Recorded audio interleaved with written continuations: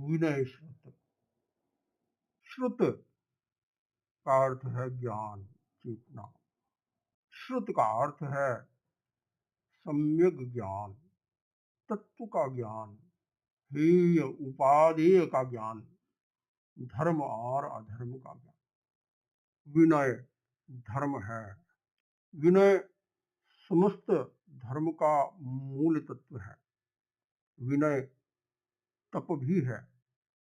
संयम और तप में भेद भी है और अभेद भी है।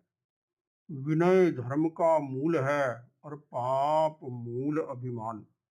विनय का एक अर्थ है मृदुता।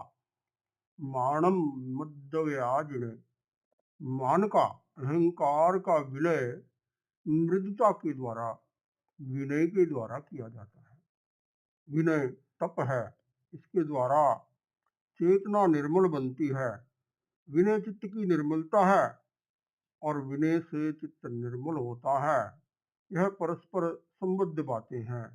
जैसे अहंकार से चित्त मलिन होता है और अहंकार चित्त की मलिनता है। विनय धर्म है। विनय मेरा धर्म है। यह अनुप्रेक्षा, विनय की अनुप्रेक्षा से अहंकार का विलय हो जाता है, हीन भावना का विलय हो जाता है। समस्त प्रकार के राग द्वेष कषाय का विलय हो जाता है। यह श्रुत जो है, जहाँ ज्ञान चेतना है वहाँ राग द्वेष का विलय होना शुरू हो जाता है। और जहाँ राग द्वेष प्रबल होता है तो ज्ञान चेतना जो है वह सुषुप्त हो जाती है। ज्ञान चेतना का जागरण करने का अर्थ है चित्त में विनम्रता का विकास करना। चित्त में विनम्रता का विकास होता है, उससे ज्ञान चेतना का जागरण होता है। ये परस्पर संबद्ध बातें हैं, इसलिए अध्ययन का नाम रखा गया विनय श्रुत। जहाँ व्यक्ति के जीवन में विनय का भाव होता है, उससे चेतना का ऊर्ध्वारोहण होने लग जाता है। पारस्परिक संबंधों में भी टकराव नहीं होता। व्यक्ति सामंजस्य स्थापित कर पाता है। जहाँ चित्त में विनम्रता है वहाँ व्यक्ति परिस्थितियों में भी, प्रतिकूल परिस्थितियों में भी अपना संतुलन बनाए रखता है। विनम्रता के द्वारा कहते हैं कि शत्रु भी मित्र बन जाता है। और जहाँ अहंकार होता है वहाँ मैत्री भी वैर में परिवर्तित हो जाती है। विनय को प्रकट करना है तो विनय को समझना होगा। विनय का एक अर्थ है झुक जाना, फ्लेक्सिबिलिटी होना, स्टिफनेस न होना। जहाँ माइंड में स्टिफनेस होती है, फ्लेक्सिबिलिटी नहीं होती है, व्यक्ति हर समय अकड़ा रहता है, बात बात पर अकड़ जाता है। व्यक्ति विशेष को विनीत या अविनीत कहना अतिशयोक्ति जैसा हो जाता है। भगवान ने कहा सब भूय अपभूयस्स सम्मम भूयाय पासो पिहि आसवस् दंतस् पावम कम्मम न बंधई। सब आत्माओं को अपनी आत्मा के समान जानो। सब आत्माओं को सम्यक दृष्टि से देखो, सम भाव से देखो, राग द्वेष के भाव से मत देखो। किसी के भीतर कोई दोष है वह भी करुणा से देखो, प्रेम से देखो, हित भावना से देखो। किसी के प्रति भी द्वेष मत करो। किसी के अवगुणों को देखकर उस व्यक्ति से द्वेष मत करो। भूल किसी से भी हो सकती है। प्रत्येक व्यक्ति कभी दुर्बलता में चला जाता है, कभी चेतना जागृत होती है, व्यक्ति बहुत शक्तिशाली बन जाता है। विनय श्रुत अध्ययन विनय की विशद व्याख्या करता है। जैन दर्शन के अनुसार पहली बात है सम्यक दर्शन। अहंकार का अर्थ है मिथ्या दृष्टिकोण। जहाँ मिथ्या दृष्टिकोण होता है वहाँ व्यक्ति में अहंकार आ जाता है, वहाँ व्यक्ति को क्रोध भी आ जाता है। लोभ भी आ जाता है, माया का आचरण भी व्यक्ति कर लेता है, कुटिलता भी आ जाती है। स्नेह का संबंध केवल अहंकार से नहीं है, क्रोध मान माया लोभ में अभेद भी है और भेद भी है।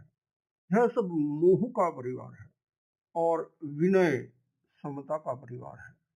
किसी अपेक्षा से मोह के परिवार में जो विविधता है उसकी प्ररूपना करना भी जरूरी है, परंतु मोह के परिवार में जो अभेद है उसे भी समझना जरूरी है।